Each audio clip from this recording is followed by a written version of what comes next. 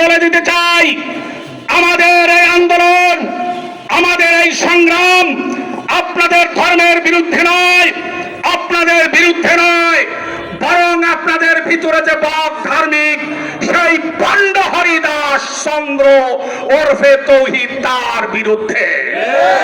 আমাদের এই সংগ্রাম আমাদের দেশ নিয়ে ষড়যন্ত্রের বিরুদ্ধে। সংগ্রামী ভাইরা আমার, যেই জায়গায় আজকে রাম মূর্তির স্থাপনের চূড়ান্ত পর্যায়ে চলে গেছে, সেখান থেকে ভারতের বর্ডার মাত্র 20-25 কিলোমিটার দূরে। আপনারা জানেন এখানে আন্তর্জাতিক ষড়যন্ত্র রয়েছে। এই সেকেন্ডে 7 সিস্টার দীর্ঘদিন থেকে ভারতের করাল গর্ত থেকে তারা স্বাধীনতা চাচ্ছে, সেখানে নিয়ন্ত্রণ করতে ভারতের অনেক দূর পথ পেরিয়ে যেতে হয়। ভারত করিডোর চেয়েছিল এই দিক দিয়ে, ভারতের অনেক বড় বড় পাখা নেতা ঘোষণা করেছেন এই রংপুর আমাদের ভারতের অংশ। এই ষড়যন্ত্র বাস্তবায়নের চর হিসেবে হরিদাস পাল এখানে বিশ্বের সর্ববৃহৎ রাম মন্দির স্থাপন করতে চায়। এই হরিদাস পাল শান্তিপ্রিয় হিন্দু মুসলমানদের মধ্যে দাঙ্গা বাঁধাতে চায়।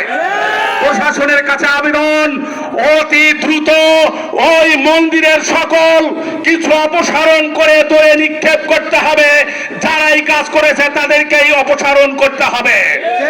এবং প্রশাসনের কাছে আবেদন, দ্রুত এই ভারতীয় চর, ভারতীয় দালাল, এই দালালের ব্যাপারে তদন্ত করুন। তার অর্থের উৎস কোথায়, সে এত অর্থ কোথায় পেল, তাকে গ্রেফতার করুন, তাকে যথাযথ শাস্তির ব্যবস্থা করুন, যাতে করে ভবিষ্যতে আমাদের এই শান্তিপ্রিয় বাঙালি যারা আছি আমরা হিন্দু মুসলমান মিলেমিশে থাকতে পারি, যাতে কোনো সাম্প্রদায়িক দাঙ্গা বা সৃষ্টি না হয়, দেশের বিরুদ্ধে আর ষড়যন্ত্র করার কেউ সাহস না পায়। আমি এই উদাত্ত আহ্বান প্রশাসনের প্রতি রাখছি।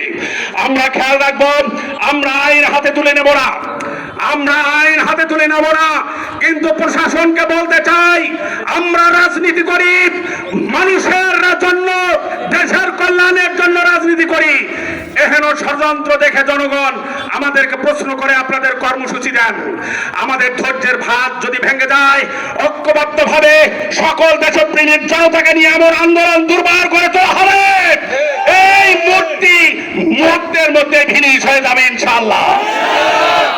সামনে পরিস্থিতির আলোকে এই গাইবান্ধার দেশপ্রেমিক জনতা, সচেতন নাগরিক যদি কঠোর থেকে কঠোরতম কর্মসূচি ঘোষণা করে, যদি লং মার্চে ডাক দেয়, আপনারা কারা কারা নিজের জীবন বাজি রেখে সেই কর্মসূচিতে অংশগ্রহণ করবার জন্য রাজি আছে?